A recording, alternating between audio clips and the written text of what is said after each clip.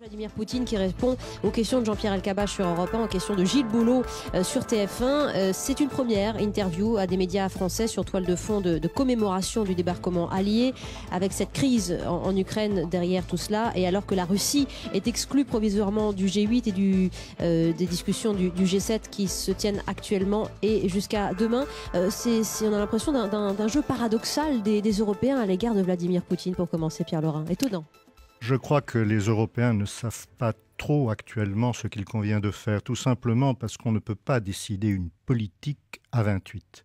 D'autant plus que les pays sont très différents et que les pays ont des intérêts tout à fait divergents.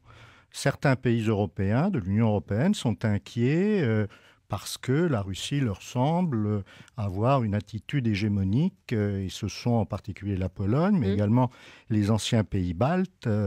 D'autres ont des liens très anciens et très denses, notamment du point de vue économique, mais également politique, avec la Russie. C'est la France, c'est l'Allemagne, c'est l'Italie.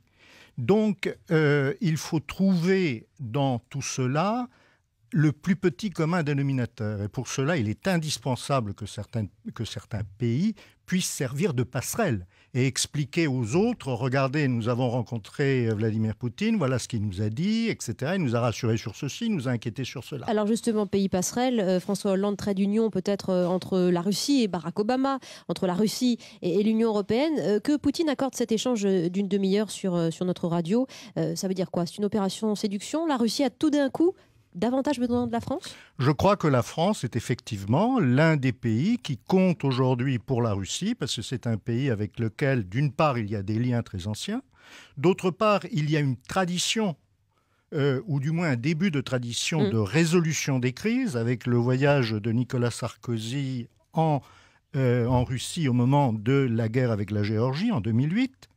Et finalement, les circonstances ont placé aujourd'hui François Hollande dans une position privilégiée, puisqu'il accueille des chefs d'État dans le cadre du 70e anniversaire du débarquement, et que c'est donc une cérémonie consensuelle. L'histoire qui peut servir l'autre histoire. Absolument. Et Hollande, vraisemblablement, aspire peut-être à servir également de médiateur dans ce conflit ukrainien qui est très inquiétant.